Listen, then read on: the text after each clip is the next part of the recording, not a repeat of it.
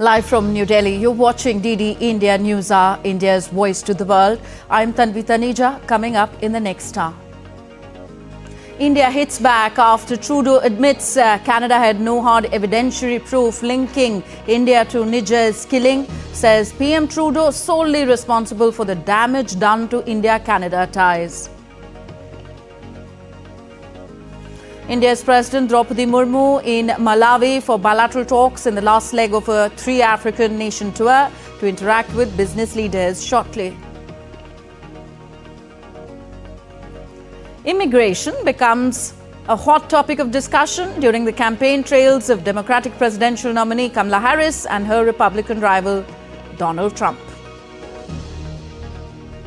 And in cricket, India takes on New Zealand on the second day of the first Test match. Virat Kohli sets another record, surpassing MS Dhoni to become India's second most capped player across formats.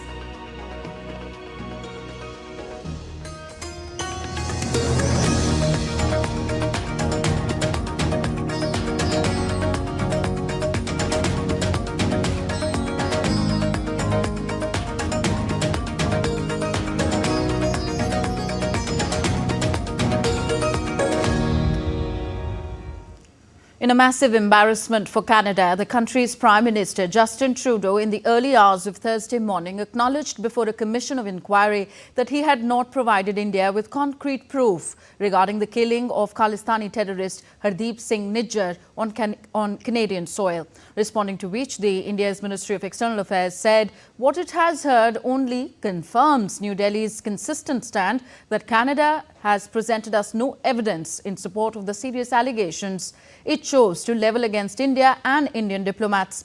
In the statement, India's Ministry of External Affairs said, and I quote here, "What we have heard today only confirms what we've been saying consistently all along. Canada has presented us no evidence whatsoever in support of the serious allegations that it has chosen to level against India and Indian diplomats. The responsibility for the damage that this cavalier behavior has caused to India-Canada relations lies with Prime Minister Trudeau alone." Unquote.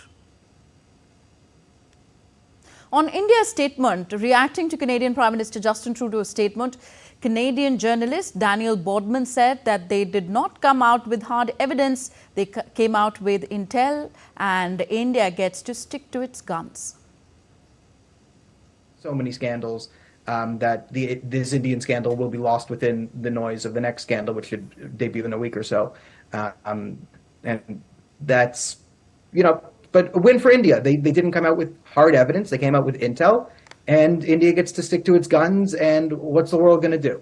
Embargo India? Start a trade war with India where we have the problems of Iran and Russia and the rest of the Middle East to deal with? China? No. Also, member of the Canadian Parliament Chandra Arya released a statement highlighting the problem of violent extremism in Canada. In a video released on social media site X, the MP also urged all levels of the Canadian government to address the issue. In Canada, we have long recognized the serious problems of Khalistani violent extremism. Let me be clear, any actions or involvement by foreign state actors within Canada in any form are unacceptable. As Canadians, we do not wish for Canada to interfere in the domestic affairs of other countries. Likewise, we do not want foreign governments interfering in Canada's domestic matters, including those involving Khalistani extremism. This is a Canadian problem, and it is a duty of all levels of our government and our law enforcement agencies to address it. And we are now joined by Prabhu Dayal, former Indian senior diplomat, on the show. Welcome, Prabhu Dayal ji, to the program. Would you agree that it is utterly absurd and preposterous that after levelling very serious allegations, Canada has now clearly admitted during a public inquiry that it has no hard evidentiary proof to support its allegation regarding the killing of Hardeep Singh Nijjar? Well, Tanvi, first of all, thanks for having me on your show. A lot of media commentaries across the world are referring to what Trudeau has been doing as juvenile diplomacy. Because yesterday, while testifying before the public inquiry into foreign interference in federal electoral processes and democratic institutions, he admitted that what he gave to India was primarily intelligence and not hard evidentiary proof. Now, all along, he had been claiming that he had given proof, while we were very categorical in asserting that no proof whatsoever had been given to us by the Canadian side. Now, Trudeau's acknowledgement yesterday shows that his behavior and that of his government was irresponsible, and that there were clear-cut reasons why he may have been doing it. And all the pointers are towards the fact that he was indulging in vote bank politics. He was trying to court the favor of the Khalistani extremists, and he was acting at their behest while making these allegations. He has said that he got some inputs from some senior members of the Sikh community, senior Sikhs who were in parliament. Now, that itself shows that he never had any proof and that he was totally going by hearsay. Intelligence inputs are very often just based on hearsay. So he has brought India's relations with Canada to the rock bottom. We are not going to be trusting Canada because of the fact that he's playing to the tune of Jagmeet Singh Dhaliwal and other Sikh extremists. And I'm afraid that until he stays in power, there cannot be any improvement in India-Canada relations. And would you also agree, sir, that it is Canada's economic problems and also vote bank politics, like you mentioned, rather than facts that are behind the allegations raised by Canada? Yes, certainly there are all sorts of factors. There are economic factors, there is vote bank politics, there is his dependence on Jagmeet Singh Dhaliwal's party. Let me mention that in the last election, which was held in September 2021, he got only 160 odd seats, while he needed a minimum of 170 to have a majority and thus form the government. Now, how was he able to form the government? He was able to get the support of Jagmeet Singh Dhaliwal. It was outside support, but that made him dance to the tune of Dhaliwal. Recently in September, Dhaliwal withdrew support, but twice in the no confidence motions against Trudeau, Jagmeet Singh Dhaliwal voted in favor of Trudeau and helped to support the government. Otherwise, the government would have fallen. This shows that Jagmeet Singh Dhaliwal has a vested interest in ensuring that Justin Trudeau remains in power. And in return, Justin Trudeau does whatever Jagmeet Singh Dhaliwal and other Sikh extremists demand. So this is very, very unfortunate. This is dancing to the tune of certain sections and at the detriment, at the cost of Canada's relations with India. Very importantly, India has for long voiced concerns about pro-Khalistan elements being active in Canada, but the Canadian government has simply sat on its hands and allowed them to operate with impunity. A word on that, sir, and how it helps explain Canada's absurd allegations. The fallout of Justin Trudeau's policy has been very unfortunate. And in fact, it has helped to promote the extremist Sikh and separatist agenda regarding India. Let me mention that the actions of the pro-Khalistani activists have been impacting Canada's relations with India very directly. And at the same time, they have been encouraging a climate of violence and criminality in Canada. This has been to the detriment of Canada's own citizens. So what has happened is that Canada has become a hotbed for anti-India activities by extremist Sikhs. And unfortunately, these pro-Khalistan activists have been able to carry out their anti-India agenda totally unchecked. And this is because of the support and the backing they get from Trudeau.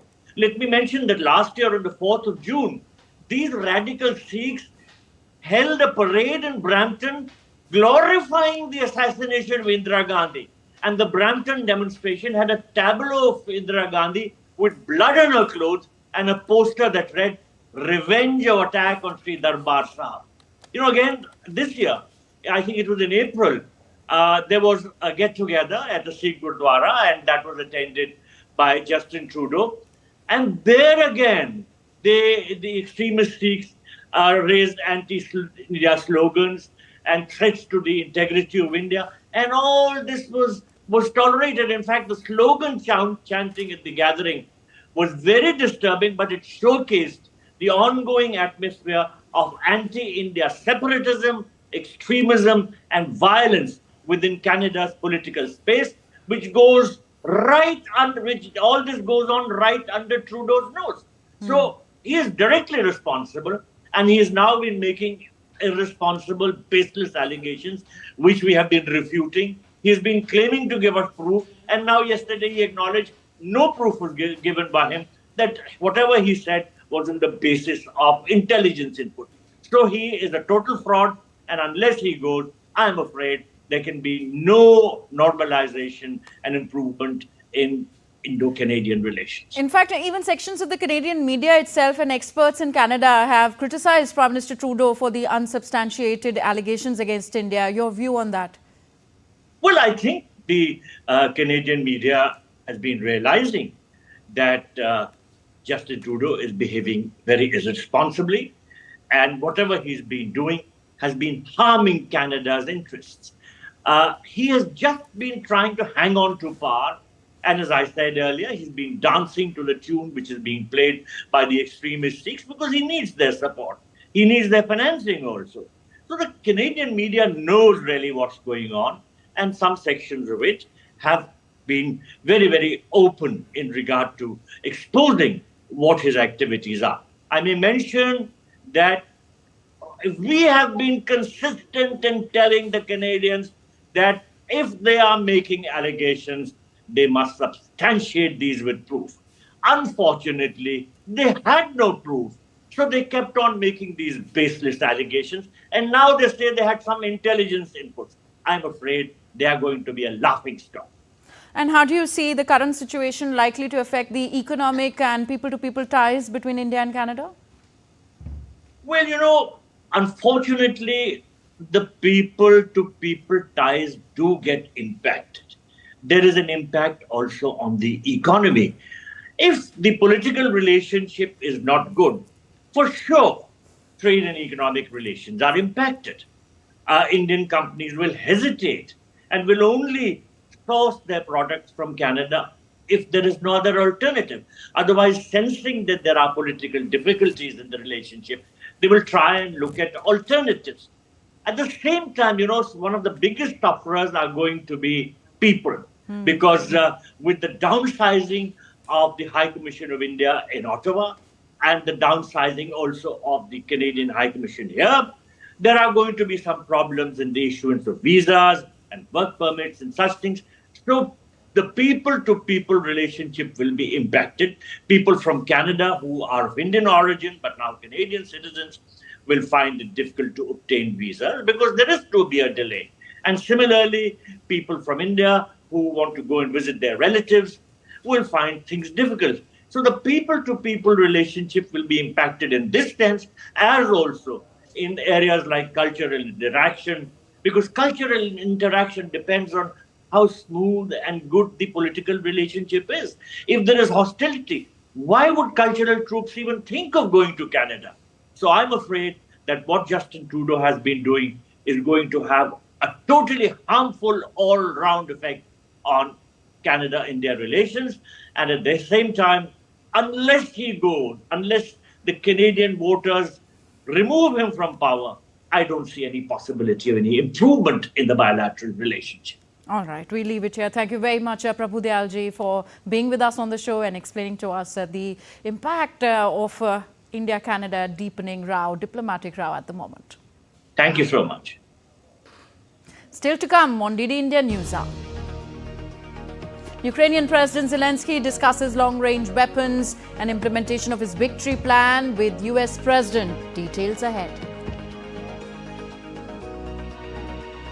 Polio vaccination campaign continues in Gaza. WHO and UNICEF vaccinate over 64,000 children.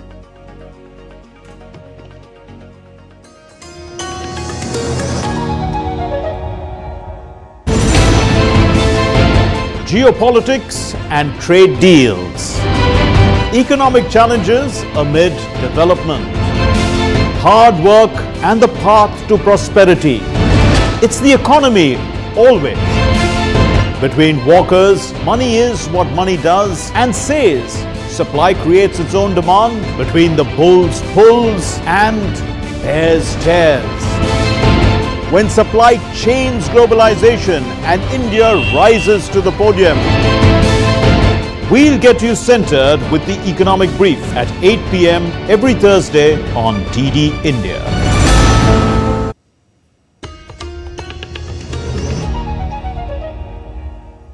Welcome back. You're watching DD India News. I'm Tanvi Taneja. Ukrainian President Volodymyr Zelensky will be presenting his victory plan for resolving the war with Russia at the summit of the European Union leaders in Brussels on Thursday. Zelensky unveiled the much-anticipated plan in Ukraine's parliament on Wednesday as Moscow forces advance in the east and a bleak winter of power cuts loom. He informed the lawmakers that the plan contained 5 main points that were in the hands of allies, including an unconditional invite to join NATO now and weapons support. In return, he offered a Western role in developing Ukraine's natural mineral resources and said that Ukrainian troops could enhance the security of NATO and replace some of the US forces in Europe. Further, Volodymyr Zelensky will attend a NATO defense ministers meeting on Thursday in Brussels. Earlier, NATO chief Mark Rutte revealed on Wednesday that he is fully aware of Ukraine's victory plan presented by Zelensky and is in communication with NATO members regarding the next steps. Rutte reaffirmed that Ukraine's path to NATO membership, a core demand of Zelensky, is irreversible. While NATO allies have pledged that Ukraine will eventually join the alliance, they have also made it clear that Kiev cannot be admitted while still at conflict, and no timeline for membership has been set so far. Well, clearly, the victory plan we discussed. We are also discussing it with allies. It will no doubt also be on the table this week when, of course, we have on Thursday the meeting between Ukraine and NATO on Thursday night with the defense ministers. As you know, at the NATO summit, allies agreed that Ukraine's path to membership is irreversible. And Ukraine is closer to NATO than ever before. Ukrainian President Volodymyr Zelensky discussed his victory plan with US President Joe Biden on Thursday. In a phone call conversation, Zelensky discussed long-range weapons, delivery of aid packages, and implementation of his plan with Biden. In a video message, Zelensky said that they discussed about the Ramstein meeting in a few weeks. Both leaders also talked about how their teams will work on the points of the victory plan. On the ground, Russia strikes Ukraine's southern region of Mykolaiv in an overnight attack on Thursday, launching 56 drones and 1 missile. Russia targeted energy infrastructure in the region. Ukraine's military shot down 22 drones. The strike caused power cut in the region and no casualty was reported. Meanwhile, Russian forces on Wednesday claimed control of the Krasny Yar settlement in the Donetsk region and a Neveskoye area in the Lugansk region.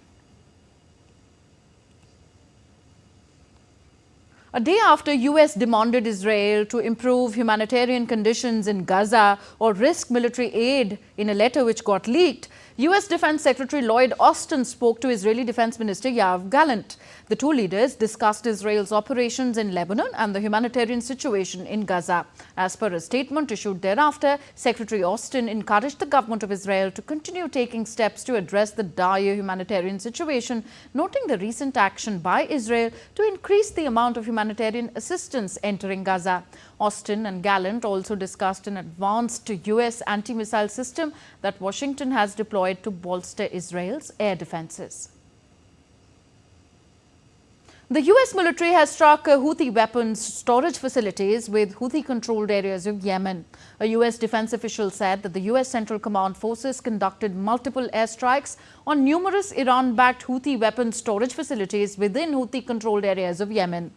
B-2 Spirit long-range stealth bombers were a part of the operation.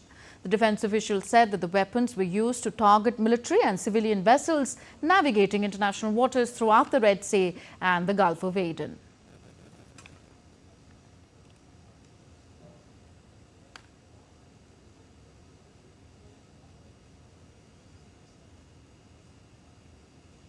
And next, on to the race for the White House. Well, the US polls are slated for the 5th of November. DD India's Amritpal Singh, who is in California covering the US elections for us, joins us to give us a brief on the upcoming elections, campaigning and much more. So, Amrit, how is the campaigning picking up in the United States with just 3 weeks to the elections?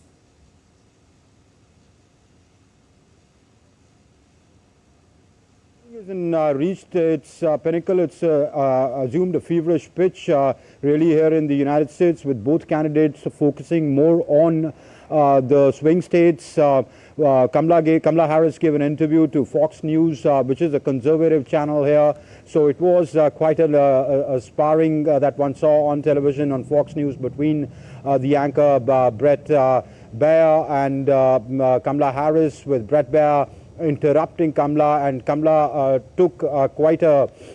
it was one of the most aggressive interviews she's faced, and I'm sure she knew that these kind of questions will come from Fox News, which is seen to be a more pro-Republican channel given its editorial policy.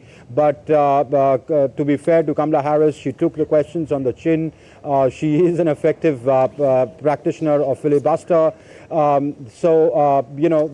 Yes, there was a lot of rhetoric there, and where she's tried to, distance herself in a little way from Joe Biden, trying to ward off the anti-incumbency of the current president, and though attacking Donald Trump, calling him unstable, and his dance lap at a town hall as bizarre.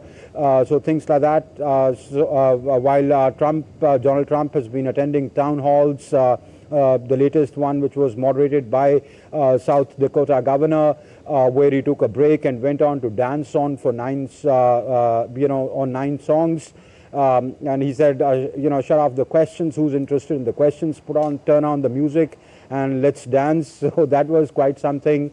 All antics. And personal, they're trading barbs at each other, making personal attacks, talking about, the economy, talking about the health system, talking about illegal immigration, abortion. Both candidates are campaigning and trying to reach out to as much as of a voter base that they can. In fact, Kamala's interview seems to be...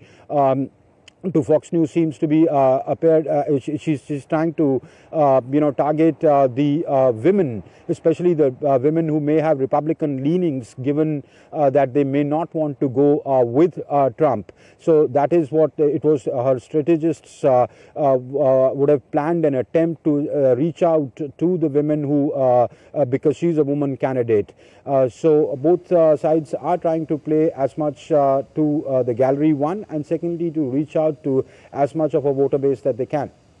All right. Thank you very much, Amrita, for those updates. So in this combative interview with Fox News, Democratic Vice President Kamala Harris said that Trump told Republicans to reject a bipartisan immigration bill because he preferred to run on a problem instead of fixing a problem.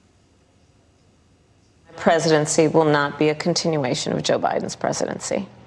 And like every new president that comes into office, I will bring my life experiences, my professional experiences, and fresh and new ideas. I represent a new generation of leadership.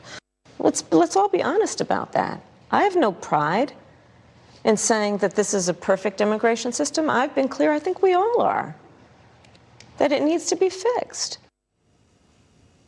Former U.S. President Donald Trump addressed an audience of Latino voters on Wednesday at a town hall in Miami. The Republican presidential candidate Donald Trump stood by debunked claims that immigrants in Ohio were eating pets. telling Latino voters during a town hall that he was just saying what was being reported. This was just reported. I was just saying what was reported. That's been reported, and eating other things too that they're not supposed to be. But this is all I do is report. I have not. I was there. I'm going to be there, and we're going to take a look. And I'll give you a full report when I do. But that's been in the newspapers and reported pretty broadly. So as Donald Trump and Kamala Harris clash for the White House in the U.S. presidential race, voters are keen to find out which of the two candidates offers a better economic road ahead for the nation. DD India's Shubhendu Ghosh has filed this exclusive report from Wall Street, New York. We are at the iconic Wall Street in New York. It is considered as an epicenter of global trade and economy, home to major financial institutions. Right behind me, you can see the New York Stock Exchange. There is, of course, the Fed Reserve and major banks. As United States prepares to elect its new president, state of the economy is taking center stage. Some 81% of registered voters say that economy is going to play a key role in deciding who they're going to vote for. As the campaigning for US presidential elections enters the final phase, Donald Trump and Kamala Harris continue to project themselves as the best candidate to take the US economy on the growth trajectory. Trump is focused on the idea of US dominance over foreign competitors like China. His economic plan has largely focused on deregulation in the energy and financial industries, touting the much better inflation during his presidency than Biden's. Vice President Kamala Harris has pledged to build an economy that is both pro-business and helps the middle class as she pushed back against Trump's claims that she is advancing communist ideas. I speak to Professor Suresh Naidu, an economist from Columbia University, to understand the situation on the ground. I think a single one that's both real and perceived is the high price of housing, particularly in core metropolitan cities like New York, like San Francisco, like Chicago. And so that issue of the high price of housing, I think, is a real one, as well as high prices of sort of other things like healthcare and education. But, you know, I will also say that for and those are long-term kind of structural things. There's another perception of inflation, and the inflation was very real and very persistent, but it's also the case that wages rose for most workers in a rate that outpaced inflation. So I think and if you look, you'll see that perceptions of inflation are also highly correlated with your party. So Republicans think that there was much more inflation than Democrats do. The policies debated in election campaigns have implications not just at home, but for the global economy and partner countries like India as well. As Trump has made a statement that he will have tariffs put in, yes, India will get impacted. But then what happens is India also is importing substantial amount of goods and services from US. So there could be a reciprocity. And I think putting tariff does not help economies. It hurts the consumer on both sides. The ball is now in the court of voters who will decide the best candidate to take the reins of the world's most powerful economy. With camera person Jay Shankar, Shubhendu Ghosh's report for DD India in New York. Still to come on DD India News Hour. India is showcasing culture and civilization through revival of Lord Buddha's legacy, says Prime Minister Modi at the International Abhidhamma Divas celebrations in New Delhi. With the help of artificial intelligence, augmented reality, virtual reality and metaverse, India set to unlock new opportunities for growth and innovation in broadcasting sector.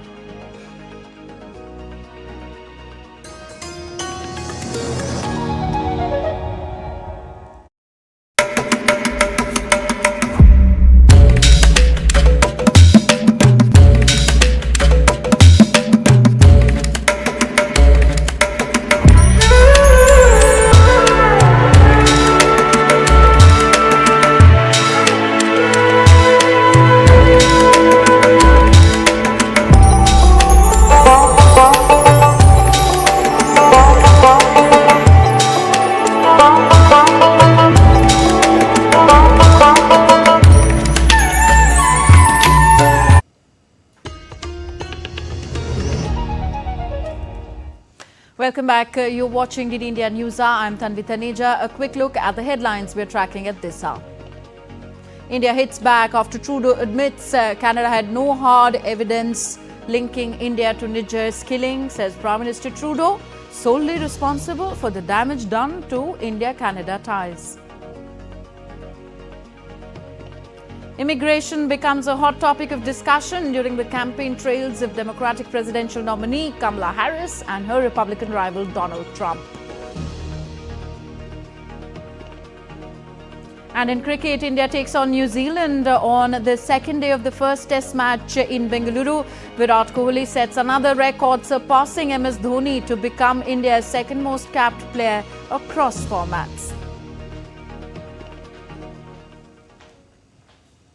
India's President Draupadi Murmu has arrived in Malawi today on the last leg of her three-nation African visit. Upon her arrival, the President of India received a guard of honor. During this stay, she is scheduled to hold bilateral meetings with the state heads and will also interact with key trade and industry leaders and the Indian diaspora. She will also visit places of cultural and historical significance. The visit by the Indian President comes a year after the African Union was made a permanent member of the G20 group during India's presidency. Her visit will conclude on October the 19th. So during her three-day stay in Malawi, President Murmu will also pay her respects at Sri Radhakrishna Temple in capital Lilongwe. This temple has been a prominent center of religious, cultural and social significance for the Indian community. The temple showcases a mini India.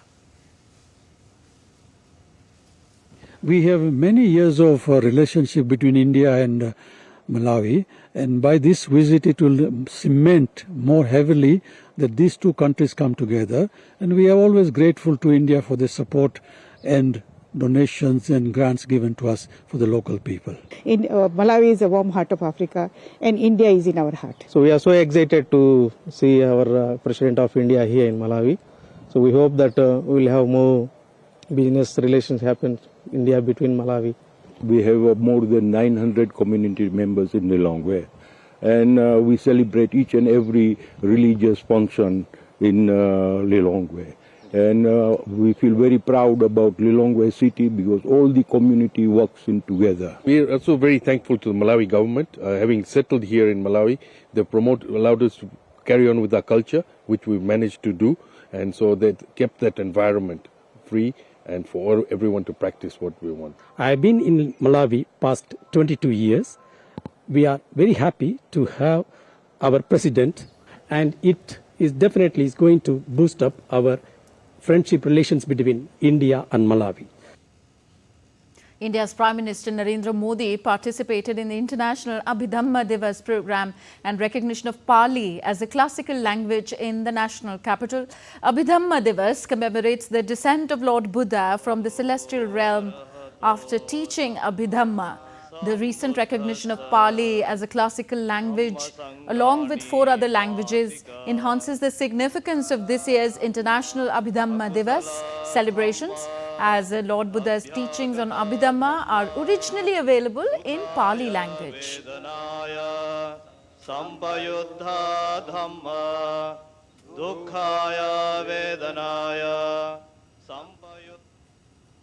Addressing the International Abhidhamma Divas program, Prime Minister Modi highlighted the role of language in preserving culture and emphasized the responsibility of keeping Pali and Lord Buddha's teachings alive. उसके मूल भाव जुड़े होते हैं, इसलिए भगवान बुद्ध की वाणी को उसके मूल भाव के साथ जीवंत रखने के लिए पाली को जीवंत रखना ये हम सबकी जिम्मेदारी है। मुझे खुशी है कि हमारी सरकार ने बड़ी नम्रता पूर्वक ये जिम्मेदारी निभाई है। Prime Minister Narendra Modi added that invaders of the time sought to erase India's identity, and after independence, people succumbed to a slave mentality. An ecosystem had taken hold in India that worked to push Indians in the wrong direction, he said. आजादी के पहले भारत की पहचान मिटाने में लगे आक्रमणकारी और आजादी के बाद गुलामी की मानसिकता के शिकार लोग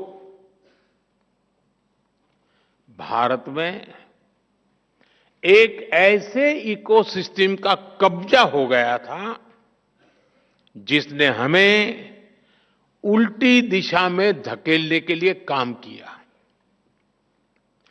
जो बुद्ध भारत की आत्मा में बसे हैं, आजादी के समय बुद्ध के जिन प्रतीकों को भारत के प्रतीक चिन्हों के तौर पर अंगीकार किया गया, बाद के दशकों में उन्हीं बुद्ध को भूलते चले गए। पाली भाषा को सही स्थान मिलने में 7 दशक ऐसे ही नहीं लगे। लेकिन साथियों, देश अब उस हीन भावना से मुक्त होकर आत्मसम्मान, आत्मविश्वास, आत्मगौरव के साथ आगे बढ़ रहा है। More updates from India. Nayab Singh Saini was sworn in as the Chief Minister of the Northern Indian state of Haryana today. Prime Minister Narendra Modi, India's Home Minister Amit Shah and party's top leadership, among others, attended the oath-taking ceremony. Saini staked claim to form the next government after he was unanimously elected as the leader of the BJP legislature party on Wednesday. In the October 5th Haryana polls, the BJP secured an unprecedented third term in the state, winning 48 seats in the 90-member assembly. India's Finance Minister Nirmala Sitharaman arrived in Mexico on Thursday on her official maiden visit to the North American country to deepen bilateral relations between India and Mexico. Union Finance Minister will engage with political and business leaders from different sectors in Guadalajara and Mexico City. The focus will be to bolster further collaboration in trade, investment, technology, innovation and digital public infrastructure (DPI). The Indian government has set an ambitious target of reaching 20% blending in petrol by 2025. It was highlighted at the two-day International Methanol Seminar and Expo 2024 being held in collaboration with the USA's Methanol Institute at the Manekshaw Center in New Delhi. This event also highlighted the progress of projects, products and research and development initiatives related to methanol production, application and allied technological developments in the world. While inaugurating the seminar, Union Minister Nitin Gadkari said that the research around blending 15% ethanol in diesel is in the advanced stages and the government is exploring ways to prioritize it based on sound evidence. We need to find out the policy that is import substitute, cost effective, pollution free and indigenous. And this industry is going to increase the employment potential and the growth. And giving the example about the ethanol. The last year, the rate of corn was 1200 rupees and MSP was 1800. But when we encourage ethanol making from corn, in Bihar and everywhere, the rate going up to 2600. That is per quintal, and that is the reason because the ethanol factory they use corn as a fuel as a raw material for ethanol. Immersive experiences with extended reality technologies is the buzzword in the broadcasting industry. Augmented reality or AR, virtual reality or VR are becoming integral to broadcasting, providing audiences with more immersive and interactive content experiences. So what are the emerging trends and technologies in the broadcasting sector? DD India correspondent Anil Thomas reports. The widespread adoption of high-speed networks is revolutionizing content delivery in the broadcasting sector. With its high speed and low latency, 5G enables seamless live streaming and opens up new possibilities for remote production. Minister of State for Information and Broadcasting, Dr. L. Murugan, highlighted the emerging trends in the sector at the Indian Mobile Congress 2024, organized by TRI. How is the emerging, the sector is emerging? So while we used the traditional media, 2 days, we waited for the 24 hours for get the information through the newspaper, then satellite TVs. Now everyone is the broadcasters. With the help of artificial intelligence, augmented virtual reality and metaverse, India is poised to unlock new opportunities for growth and innovation. The use of AI algorithms to analyze viewer preferences and offering tailored content is the way forward. TRI has recently given its recommendations in July 2024 for the formulation of national broadcasting policy which the government is considering. It has been recommended therein that the objective of the policy should be to facilitate the growth of the sector with quick adoption of emerging technologies for providing an immersive and enriching experience to the consumers in a cost-effective manner while safeguarding the interests of the stakeholders. Cloud-based media production solutions will also be part and parcel of the future. Also, virtual influencers is another big technological advancement one has seen in the broadcasting space. Together, these trends will not only redefine industry standards, but also leave viewers and listeners with enriching content. Anil Thomas, DD India, New Delhi. In a landmark decision, the Supreme Court of India upheld the constitutional validity of the Section 6A of the Citizenship Act, ensuring that immigrants who entered Assam from Bangladesh between January 1st, 1966 and March 25th, 1971 retained their Indian citizenship. By a 4:1 majority, Chief Justice D.Y. Chandrachud, along with Justices Surya Kant, M.M. Sundaresh and Manoj Mishra, affirmed the ruling, while Justice J.B. Pardiwala dissented. This ruling reaffirms provisions of the historic Assam Accord of 1985, signed in response to the massive influx of migrants following the 1971 Bangladesh Liberation War. October 17th is being observed as Valmiki Jayanti. It is the birth anniversary of Maharishi Valmiki. It holds deep spiritual significance for followers across India. His contributions to literature and spirituality have made him a beloved figure in India and the region.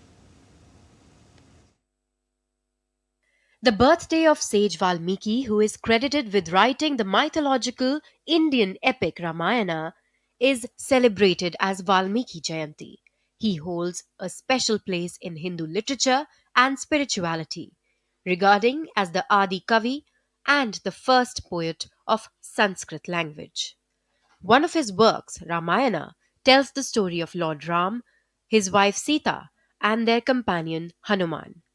Devotees celebrate the day reciting poems from the Ramayana. Ram ji इस धरामंडल पर बहुत आराध्य हैं और उन आराध्य को अवतरित करने वाले भगवान महर्षि वाल्मीकि हैं, जिन्होंने रामायण इतना बड़ा महाकाव्य लिखा। इस कार्यक्रम को वाल्मीकि प्रकट दिवस को के उपलक्ष्य में ऐतिहासिक लाल किले से शोभा यात्रा प्रारंभ होकर इस राष्ट्रीय वाल्मीकि मंदिर पर संपन्न होती है। Though the exact days of birth and death of sage Valmiki are not known, but they are celebrated on the full moon day of the month of Ashwin in the Hindu calendar. In Hindu mythology, Treta Yuga is one of the 4 periods and is believed that Valmiki lived during this time. Valmiki is said to have lived several thousand years ago. He underwent a huge transformation after meeting sage Narad Muni, as he advised him to chant the word Ram. Bureau Report, DD India. Saudi Arabia has launched its Global Harmony Initiative in Riyadh. So what is this initiative and why is it making news? DD India's Murmu Bhattacharya reports from Riyadh.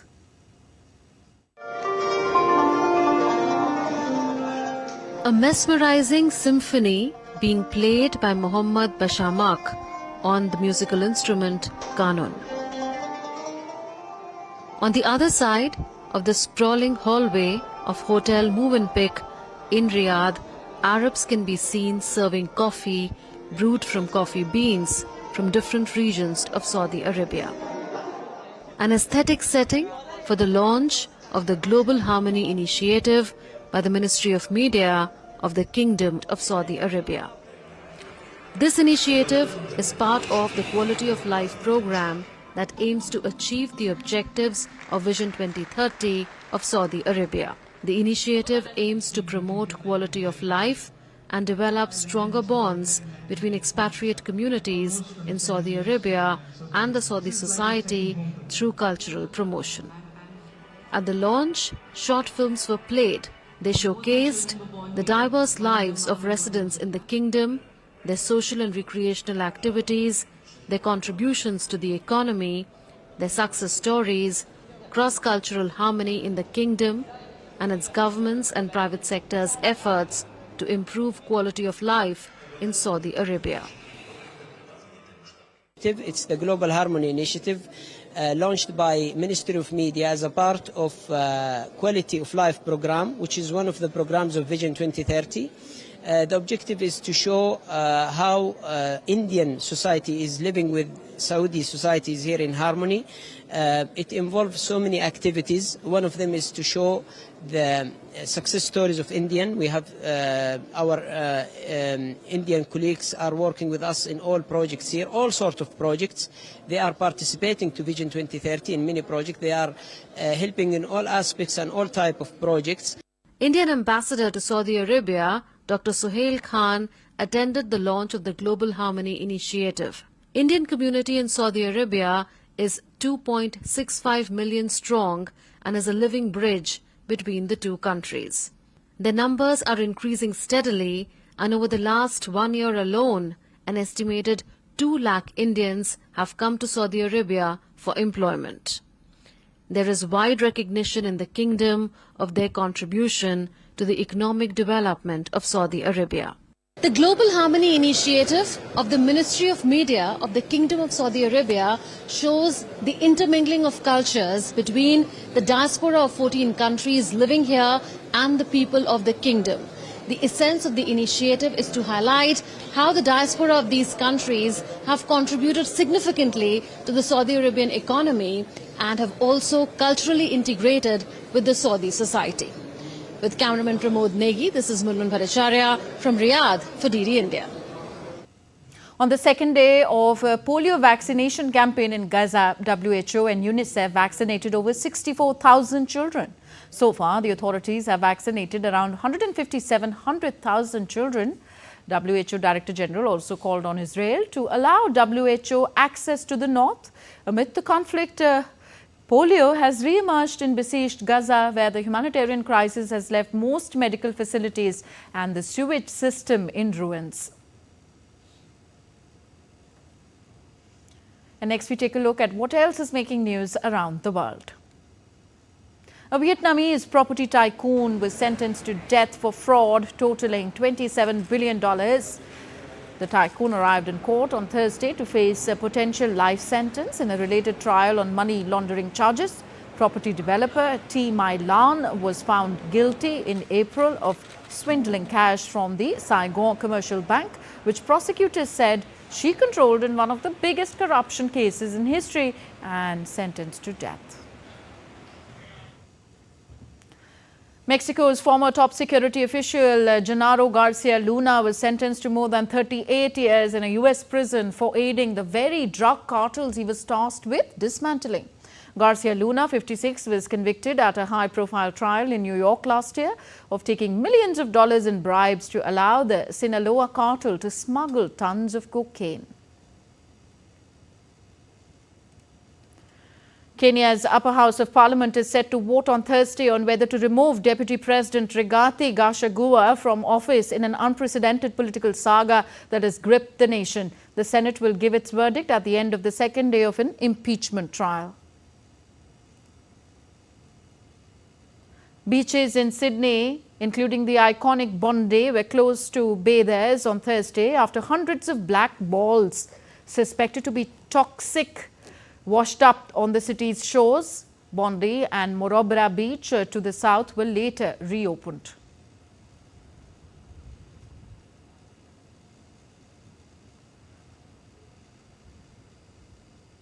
Back to India, some business news now. India's merchandise trade deficit declined to a 5-month low to $20.78 billion. These details are of September, and the narrowing down was attributed to a slowdown in import growth to 1.6% and a slight increase in merchandise exports by 0.5%. Goods trade deficit had reached a 10-month high of $29.7 billion in August. Goods exports amounted to $34.58 billion, while imports reached $55.36 billion. India's Commerce Secretary Sunil Barthwal noted that despite various challenges, merchandise exports showed strong performance in the first half of fiscal year 2024. Sequentially, goods exports have shown a fall in recent months, recording a $29.65 billion in August, $33.98 billion in July, $35.20 billion in June, and $38.13 billion in May. Germany is looking towards India for stronger economic cooperation. Until recently, Germany had a shortage of skilled labour. Now, the government has introduced a new program to recruit workers in India. Lars Holter is with Deutsche Welle and joins me from Berlin now. Lars, what can you tell us about this recent recruitment program?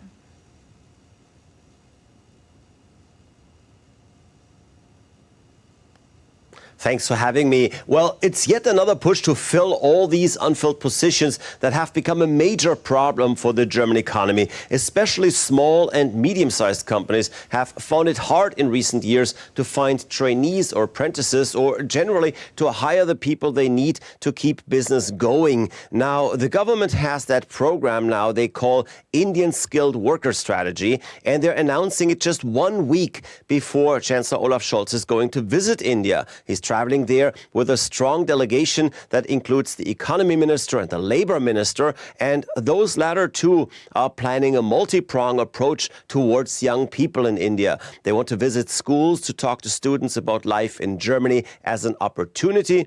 They're trying to get the word out nationwide, and they're also planning some one-on-one meetings, including visiting a bakery in Delhi that is already using German recipes. They want to talk about corporations that would train people in India and later send them off to Germany to find employment. Thank you, Lars. Lars Holter reporting from DW Berlin.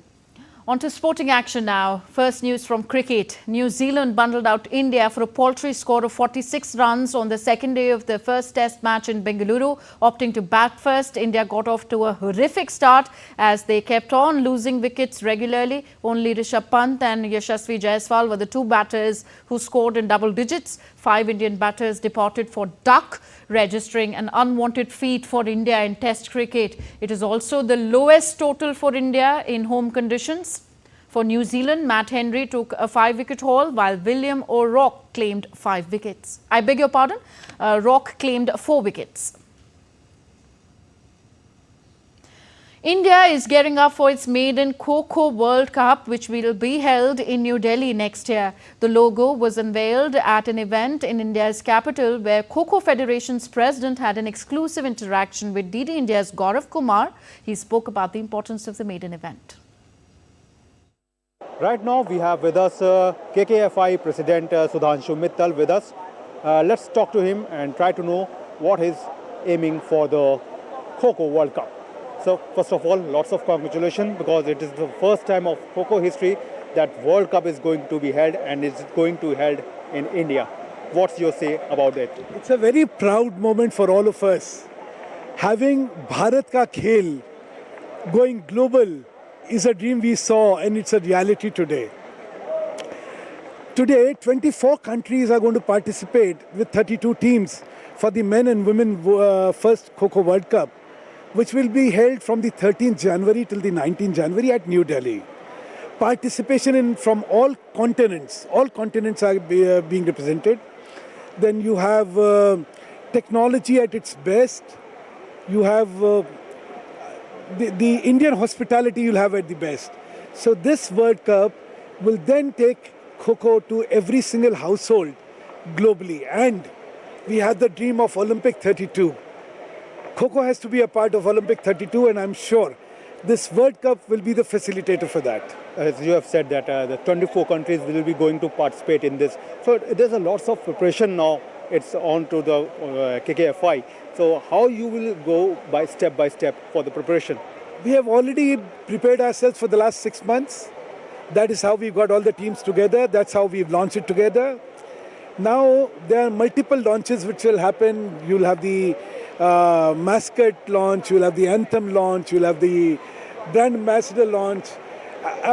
In the run-up to the World Cup, you'll have a lot of field activities. So we have sports for all, activating World Cup in schools. We have players registration. So a lot of activities happening. So by the time the World Cup starts on the 13th, you will see a spectacular environment all over welcoming Kho-Kho. If I use a local language from mitti to mat, what the changes has come to the Kho-Kho? पहले मिट्टी पे खेला जाता था. We modernized it to be a mat play. We have changed rules. We have made it very spectator-friendly game. Very entertaining game. And from mat, it is now flying to entire globe.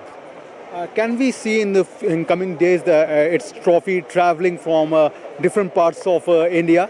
Yes, we will unveil the trophy and we'll take it across the country to create the excitement of the World Cup. Thanks for talking to us.